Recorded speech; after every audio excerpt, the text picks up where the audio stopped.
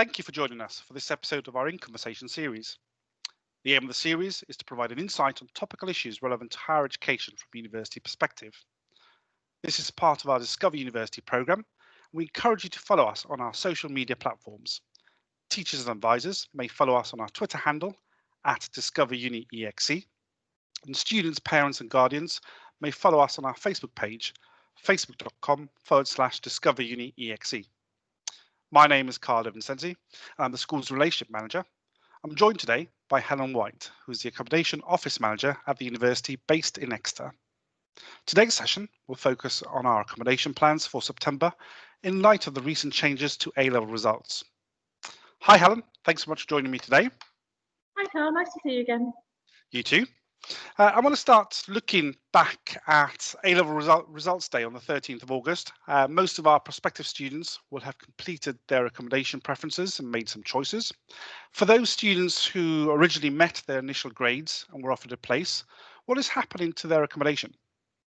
Well, at this moment in time, they should have received an offer of accommodation from us if they met their academic offer by probably Wednesday of last week. So we'll have processed all of those applications and sent an offer to them. Now, the offer may not be an accommodation that was one of their preferences, but our guarantee is to make them an offer of accommodation, and it's then up to the student to decide whether to accept the offer that we've made to them. If they decided to accept that place that we've offered to them, and they've done that on our portal, then in the next couple of days, they should be getting information from us about how to do an induction and to book their arrival time. If they have not met their academic place by Thursday of last week, then they will hear from us, but it will be sometime this week. So just bear with us while we get the information from admissions and then process it through our accommodation allocation procedure. Okay, so some students will have gained places through clearing. What should these students be doing in relation to accommodation?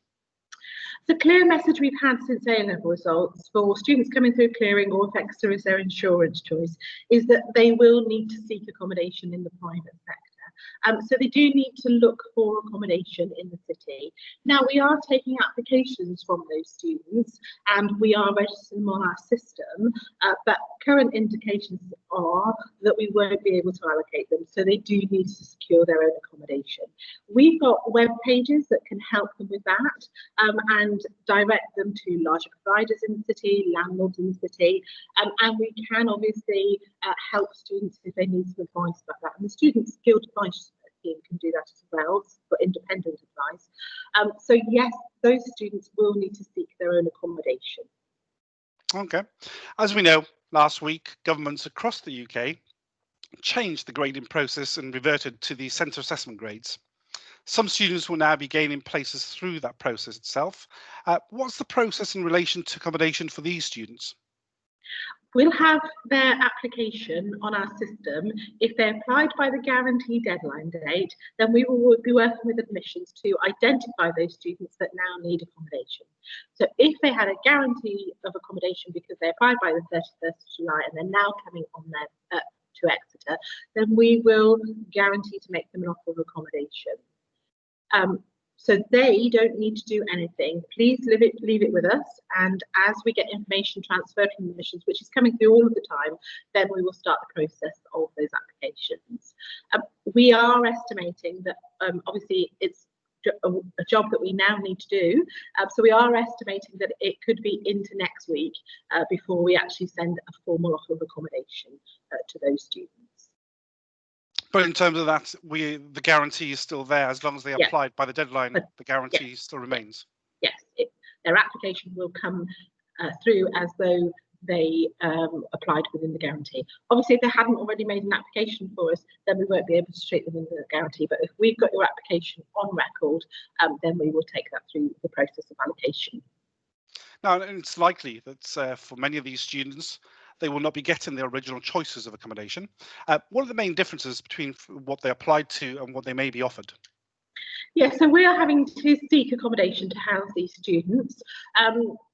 We, at this time, are looking ourselves in the city for accommodation, and we're looking for self-catered ensuite accommodation in the main.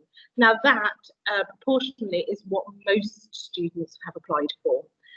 So we will be looking at a range of accommodation within self-catered ensuite in the city. We may have to look at some studios as well. That really does depend on the numbers involved. But what we will do is look at the students' original choices and try to match that as much as possible. Some students may have selected to go for catered accommodation. And of course, if we've got spaces in our catered accommodation and we can allocate them to them, we will. But we're trying to source, we are sourcing accommodation that matches what most students will apply for, which is self-catered accommodation.